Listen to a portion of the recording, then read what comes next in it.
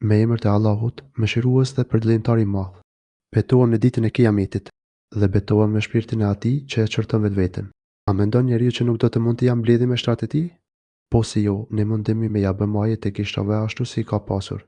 Por njeriu dëshiron të gaboj përderisa të jetë gjallë. E pyet kur do të jetë dita e Kiametit.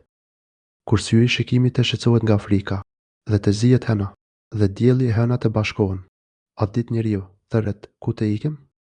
Askund, s'ka strehim. Atë ditë, strehimi është e Zotit yt. Atë ditë, njeriu informohet për veprat që i ka punuar, si dhe për ato që i ka lëshuar. Njeriu vetë do të dëshmoj kundër vetvetes. Madje, edhe në qoftë se i paraqet arsyetimet e veta, ato nuk pranohen. Mos nxito në të lexuarit e Kuranit me gjuhën tënde. Ne do t'i tubojmë pjesët e tij Kurani për ta lexuar atë si është.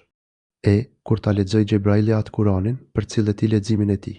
E pastaj ne do ta shpjegojmë. Po, me të vërtetë. Ju e doni këtë jetë, kurse për jetën tjetër nuk keni kujdes. Atë ditë disa fytyra do të shkëlqejnë. Në Zotin e tyre do të shikojnë. Atë ditë disa fytyra janë të mbulura. E din që do t'i gjejë fatkeqësi e madhe. E shiko, kur të vijë shpirti në fyt dhe thërret, a ka shërues?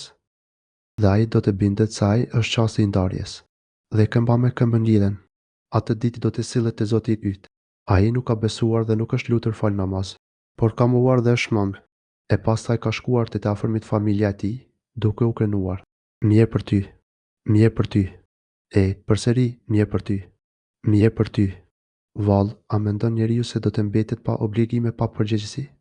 As ka qenë njeriu se pari pikfare spermet që hullet lehtë. Pastaj u bë gjak i dëshkuar, nga i cili ai Perëndia e ka krijuar dhe e ka formur të plot. Dhe prej tij i bëri çiftet, mashkullin e femrën. Vallë, ai krijuesi, a nuk ka fuqi edhe të ngjallë të dekurit?